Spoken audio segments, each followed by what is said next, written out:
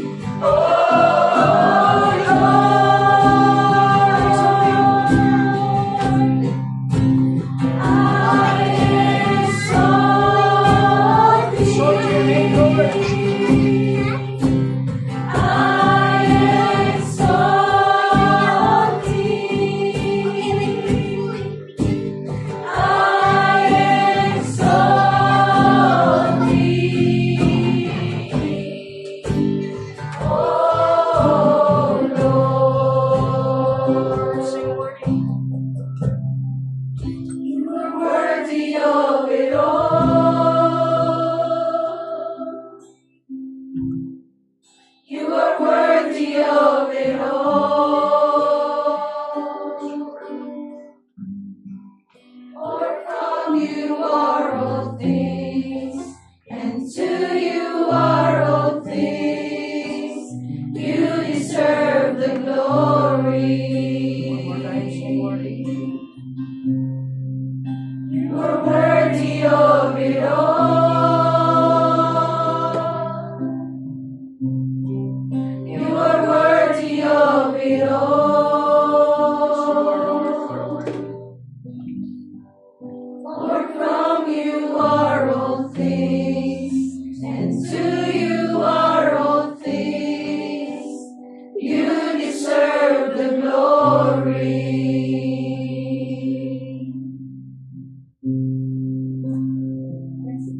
Oh God, indeed, you are worthy of it all, Lord.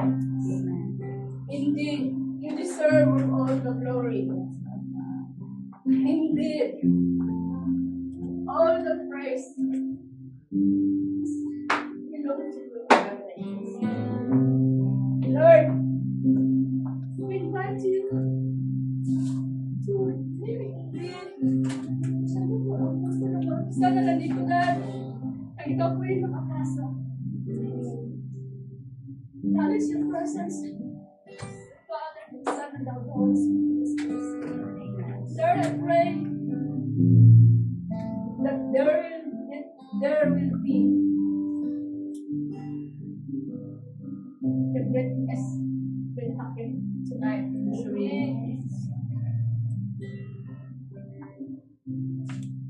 Lord, sabi mo nga, apart from you, we are nothing. Here I am. Here we are. Send us. Open our spiritual heart. That mapasok po ang salita. Because this is your word, Lord. And it's your word. Ay, ang aming kamay sa amin. Lord, here I am. Use my mouth. Every word that comes out from my mouth will give you glory. Will give you honor. For your people. Holy Spirit, you are our teacher. You are our teacher. Ano po kami? At it's not only that parinig namin ang iyong salita ngayong araw na ito, but it will also tulungan mo kami na maasalang buhay namin ito. Your words, Lord, is a power. Salamat po sa mga kaluluwa na nandito ngayon na iyong dinala. Hindi. Lahat ang tumawag sa amin. At ikaw po, Lord, ang pumili sa amin sa iyong aking salita. That you choose us. Hindi po kami ang pumili sa iyo. Ikaw po, Lord. At marami pong salamat for such a privilege na kami po yung matawag. Lord, hawakan mo po lagi ang aming mga puso. Na ang iyong salita ay totoo at buhay. At ito po'y aming ipalaganap sa kabila ng mundo kung sino man yung aming masalamuhan. Use the life of each and everyone in this place tonight for your glory. Salamat po, Ama. All the glory and honor belong to you. In Jesus' mighty name we pray. Amen.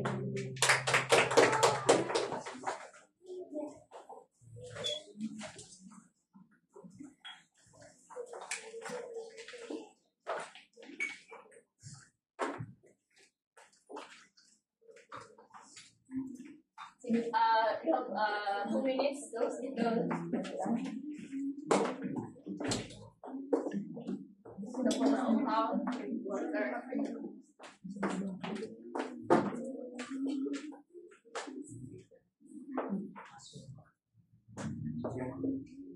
Hello. Praise.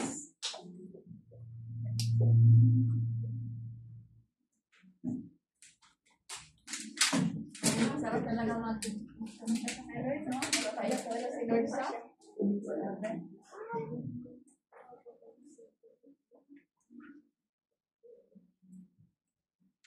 Hello. Shalom, shalom. Tahimik. Kaya nga, tunay nga ng iba. Ang sabi nga nila na nasa labas na something sa utak. Kasi after na kami natatawa. Kayo mo ba yung natawagan na nagana? Kayo ba yung nakaliligan? Praise God. Anyway.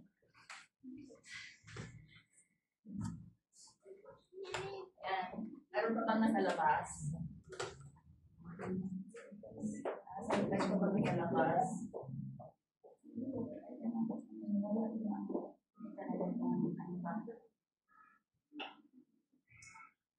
Anyone is here?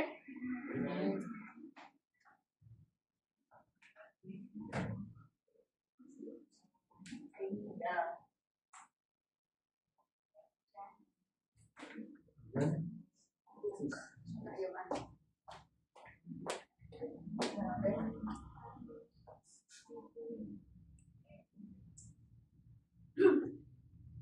Pasakan nga natin ulit ang Panginoon.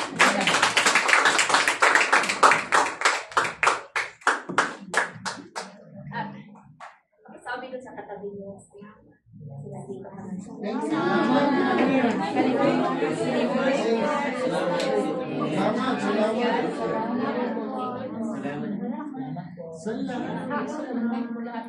Salamat. Mga tabi natin yan. Ayun, ikaw lang. Anyway, sabi nga, gusto ko talaga yung unawan sa kanya. Diba? Amen? So, may tanong ako, sino po yung mahilig magbasa? Amen. Amen. Sino po yung, imagine lang ito yung yung dating sa dating ng buhay.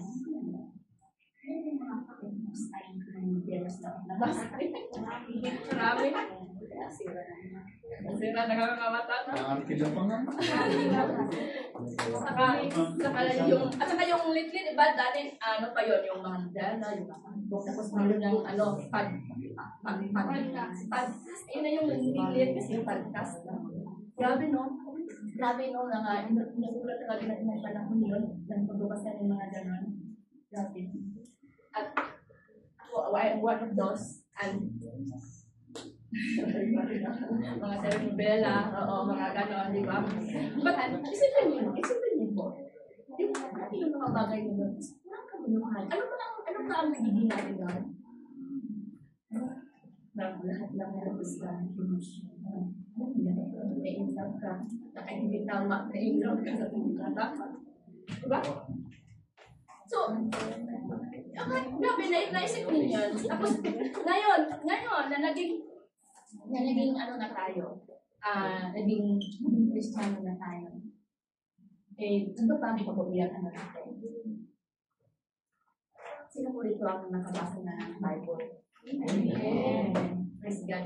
At tapos na pa natin ang from Genesis to Revelation. Diba? On the way, going there. Diba? Pero, yun ang mga kapatid. Ito yung sabi nga, ito yung mahalaga ng sanantuban natin. Yung magbasa ng word, the word. Kasi bakit ito pagkatanong ngayon? Kaya, ang pag-usapan kasi natin ngayon is isa sa ating statement to pray sa simbahan na ito, Holy Bible. Sabi nga dyan, that we believe in the 66th book of the Bible. Ito po ay walang N or diba? Mabasa. Okay. The Holy Bible.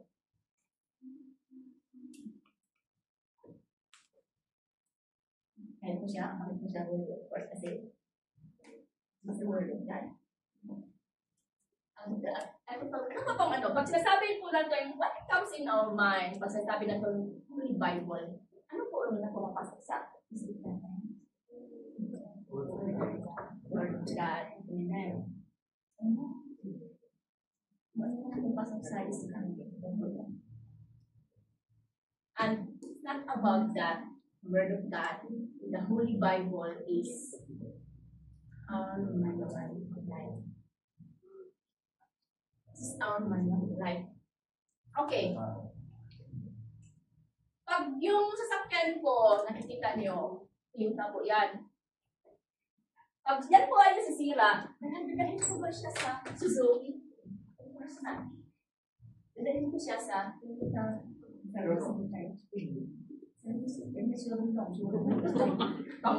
ka lang daw. O, di ba? Sa service center tayo. Nasira eh. Eh ngayon, pag yung mayroon kayong phone, iPhone, yun yung ngayon. Pag yung iPhone nyo, pag yan po ay nasisira o may defecto, dadalhin nyo ba yan sa Samsung Service Center? Dadalhin nyo yan sa Apple Service Center. Right? Ito naman, how about sa trabaho natin, sa office natin? Yung ginagamit natin na scanner, yung ginagamit natin na photocopier, yung ginagamit natin na computer. Pag yan po ba yung sisira, tayo po ba ang nagbabayad?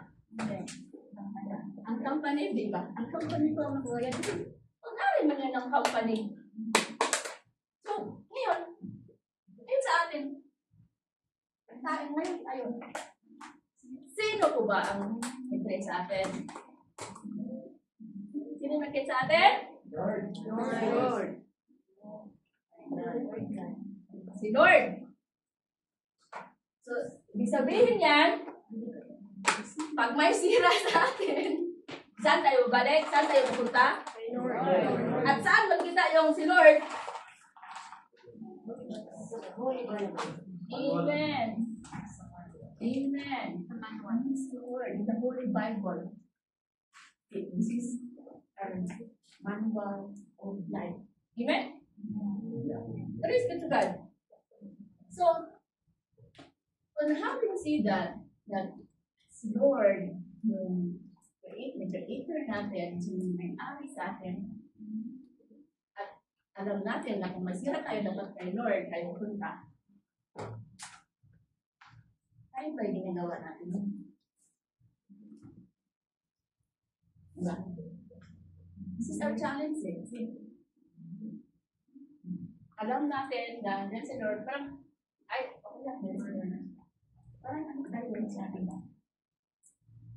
At, di ba, nung unang panahon, ang pamumuhay ng mga tao natin during Moses is meron talaga ng law, merong ibigay si Lord, nagbigay ng 10 commandments. Kasi, kung wala po yung laws, wala po yung commandments, gagawin na po ang tao. The reason na nagbigay si Lord ng laws and commandments is, para po yung mga tao is, alam mo yun na mag-guide sila. They will know how to, yung ways of life nila. Meron silang guide. And also, meron tinuturuan din sila na how to serve and honor God. Amen? So, ang sabi nga sa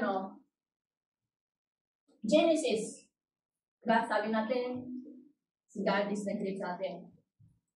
At, indeed, kasi sabi nga sa kanyang salita dito sa Genesis chapter 1 verse 26, God said, let us make man in our image, according to our likeness, and let have dominion over the face of the sea, over the birds of the air, and over the cattle, or over all the earth, and over every living thing that lives on the earth. Amen.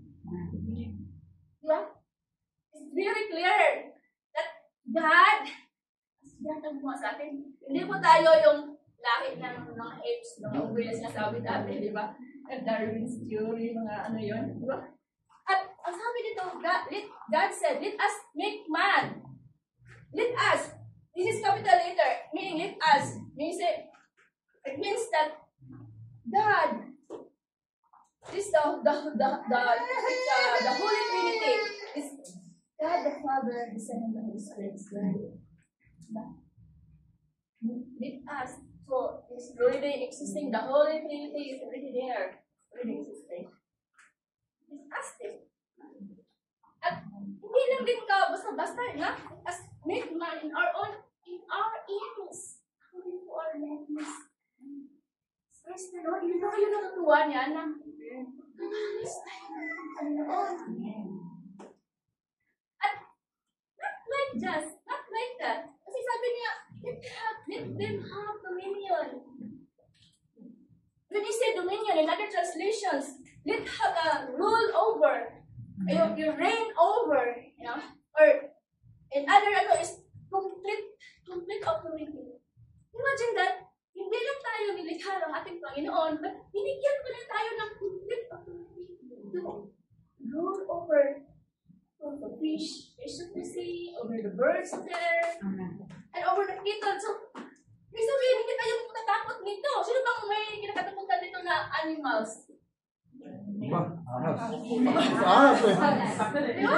Saka sa pula ka. Dapat hindi tayo natatakot kasi tayo yung over sa kanila. We can see the word of them. Di ba? At, sabi ko ito, over every living things that lives on the earth. Alam mo yung, may nakita kayong biglang may hangin na biglang tapos na gumagalaw yung tapos isa ng mga nakita na tao, tapos natakot na. Yeah? Yung sabi, tuwing gabi na, alam mo yung nasa may malaking puno, tapos nakita mo may, akaptuloy or ano, tapos ayaw mo nang tumabi doon, natatakot ka na. Diba? At ito pa ang mga diba, pag-gabi, pag umihi ka sa anong sabi ko. Sino mo bang nag-ganon yan ngayon? Amen. Noon ngayon. Tanggal na? Hallelujah. Praise the Lord. Kasi, mas nakapaghihiram po tayo sa Krista. Hindi po tayo at mindful mga kapatid. Dito lang po yung mga gusto lang po tayo na magduman, mag-ano ng tulog na. Hindi po ignorate yung tao. Amen? Si Lord na po yan. So sabi natin na the Bible is our manual of life. Bakit po? Kasi po, number dito po, sabi sa ating process sa Genesis that God reveals His creativity as the all-knowing God, all-powerful, and sovereign God. This is eto mga kapatid. Kaya, this is, pinaka-importante po ito talaga na yung Bible, yung word, dito ang ating pinag-aaral natin.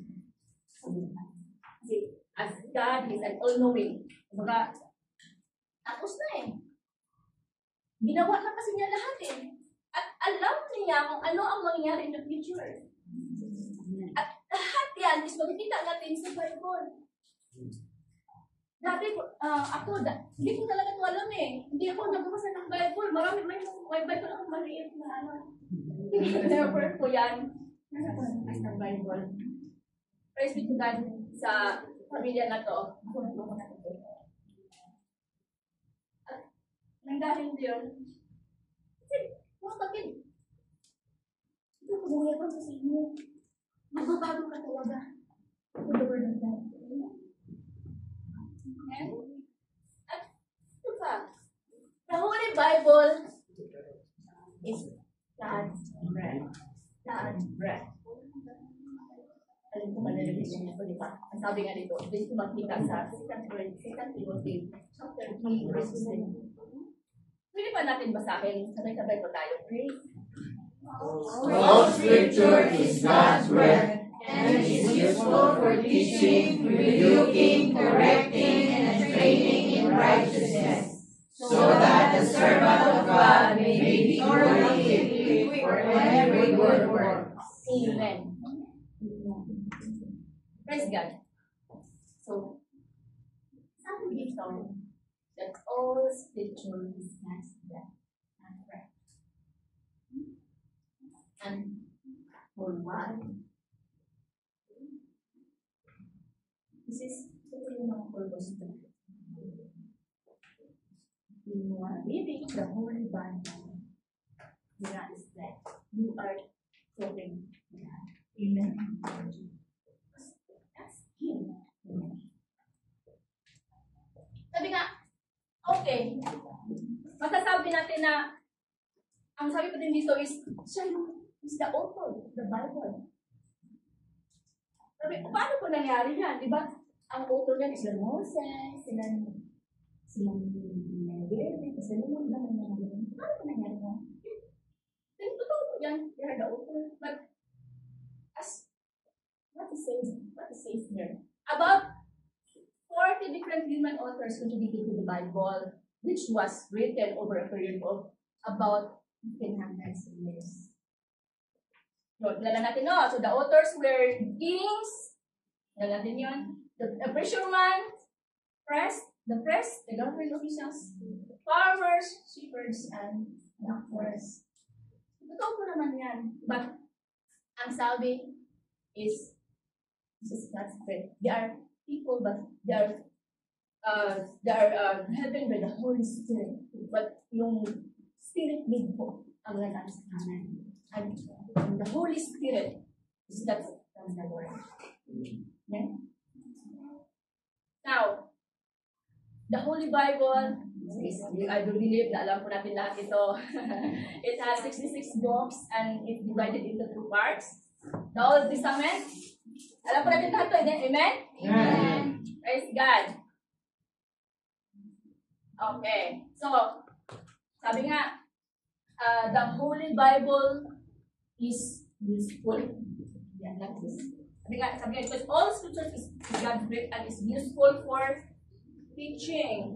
Ang bilis pa, sorry guys. That's this. One more. Okay, ito. Used for teaching. Okay. Kung tayo naging Kristiyano, sige, wala tayo ng salita ng Panginoon, no? At ito yung pinaka-famous. Sabi ni Paul sa 2 Corinthians 5 verse 7. Diba? Therefore, if anyone is in Christ, sino bang in Christ? Amen. Amen. And ano po na tayo? Is a new creation. We are a new creation. The old has passed away. The new has passed. Okay. Very clear, di ba? So now, pag mayroong ano na madarating sa ano natin, biglang tayo nagagalit. Bumabalik yung kung ano tayo, yung old self natin. Mga kapatid, isipin natin, the moment we accept Jesus Christ as our Lord and Savior, yung tinanggap na rin ang Panginoon sa puso natin, ay new creation, bago mo tayo nilalang. Kasi we received now a new spirit. It's the Spirit of God. It's no longer you. Yan po ang ano rin natin. Yan namin pag natin yung salita na yan. And I testify that ito po yung ginagawa sa sarili ko. Sa tuwing challenge ako ng mga, alam mo yung mga teachings, mga ano dyan, sabihin mo, Lord, ginagawa mo namin. Hindi na po ako mag-ito. Diba? Tapos na po. Namatay ka na po sa cross. Binayaran mo na po ito. Seryosohin po natin ang salita ng Panginoon mga kapatid. Kasi totoo po siya. Seryoso rin po siya. Kasi totoo po siya at buhay. Seryosohin po natin ito. Ito po tayo eh. Ito po tayo. Bago na po tayo ninalang. At si Lord, kami pa, hindi lang din basta-basta okay, binalalang ka lang niya. But binigyan ko pa din niya ng helper. Andiyan yung Holy Spirit na nagpulong sa atin. Sabi nga, in our weaknesses, He is our strength. And the Holy Spirit is our present help. At sabi nga, meron tayong dominion, meron tayong authority. Kasi, alam na yung last topic. Di ko na. The power of love. Let's use it. Let's use it, mga kapatid. Diba? Because, ano yung gamit na? The Holy Bible is useful for teaching. Ano natin sa buhay? Diba? Praise the Lord. Ay, hindi na siya gumagalaw. Ano yan?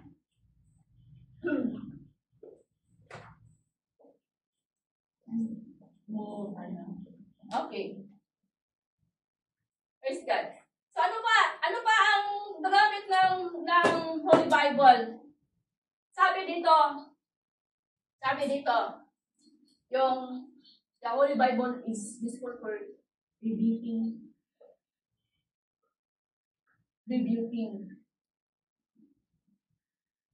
Bakit nandito na siya? Rebuking, dalawa po yan. Praise God.